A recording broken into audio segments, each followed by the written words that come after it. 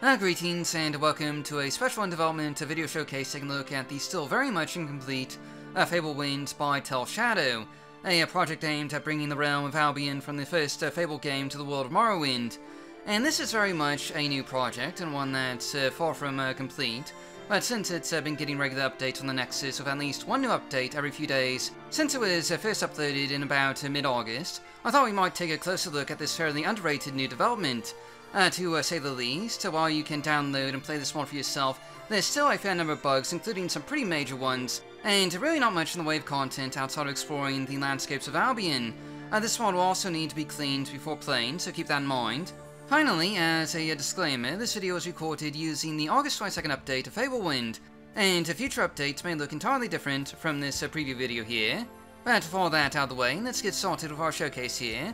And we're going to start by following the path from when you first landed Albion up to the latest edition from the newest update, Bargate Prison. And yes, we'll be recording most of this video during the nighttime hours, since I believe the original game starts out at night, though I could be mistaken.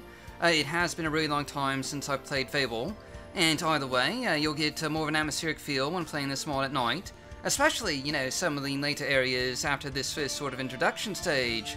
But anyway, Fablewind, much like the original Fable, is a sort of, linear style landmass. There's a set path for you to follow, with some areas being larger and more developed, with multiple branching paths and all that. But for the most part, you won't have a huge amount of open world space to just explore. There's usually only one way forward, and the landscapes beyond the set path forward have minimal detailing, and pretty much no content. The original Fable game was a pretty limited RPG in the, exploration sense of things, so this is, pretty much what you might expect. And now those of you who've played Fable are probably already getting some flashbacks to when you last played the game. I know I certainly have. The level design here is surprisingly reminiscent of what I remember from way back when. And a rather interesting note to make here is that this project uses 100% vanilla Morrowind assets. There's nothing new added here, just the same tools and resources available from the base game. And I think this really just enhances the author's creativity with the level design, because, these Albion paths are pretty nicely created and detailed.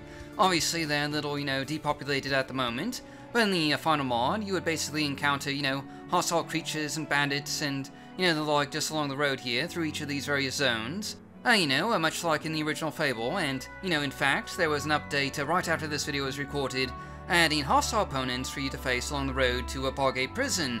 So if you were to download this mod today, you'd get to experience a lot more fighting as you journey through this land.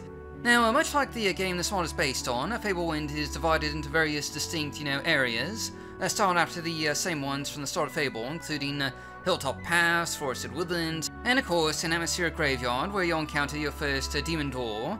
And each of these little zones only has a set amount of space that you can explore, and while you can wander off the beaten path, since this is of course Morrowind with levitation and all that, you'll just find a lightly forested landscape beyond the immediate playable zone, so there isn't too much to see.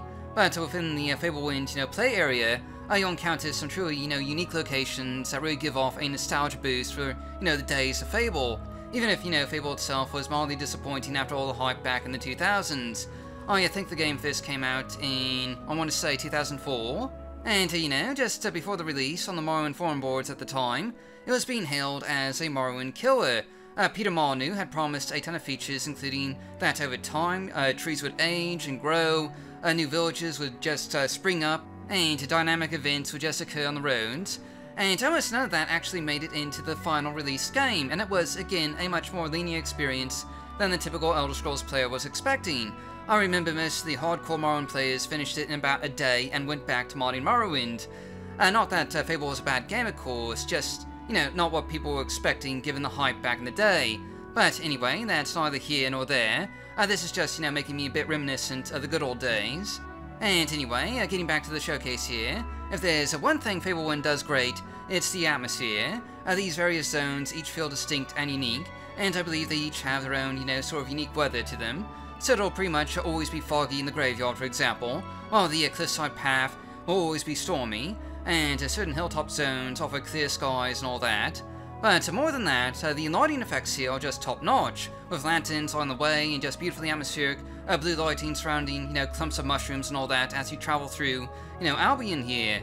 There's a few occasional bugs with a floating object or two, or where a couple of wall bridge pieces just weren't properly grid snapped, but on the whole the environment is just wonderfully handcrafted with a lot of, those Fable flashbacks. And right now, the mod is being designed primarily as a new landmass that will conflict with Tamriel Rebuilt due to its location southwest of Cedar. But the author has stated a possible intention of one day turning this landmass mod for Albion into a full-fledged total conversion, though that would probably, be pretty far down the road here. But anyway, we're coming up to one of my favorite areas from Fablewind so far, the Circle of the Dead, which is in the original game, I think, and was the sort of a boss battle, if memory serves correctly. The environmental detailing here is pretty much superb, and the atmosphere is once again perfection. And yes, I know, I'm praising this mod a lot, but the exterior design, alone is really worth checking out here, even if there might be some issues elsewhere with the mod, and, I'm understating things a little bit because there are some pretty massive issues, and I would actually, recommend not playing this mod quite yet, because right now it will dirty and corrupt your save game potentially. So, this is more of a wait and see, but anyway, there's also a handful of interior cells included so far, but they're not, quite as impressive as the exterior landscapes are. They're more, tunnels leading between zones and offering fairly simple rooms of just crates and barrels and all that. And presumably, once enemy encounters are added, you'd fight through these interior cells rather quickly and just be on your way. And moving on, one of the final finished exterior zones that we're going to be taking a look at here is the Cliffside Path, a sort of a circular zone that goes around in one large circle between underground tunnels.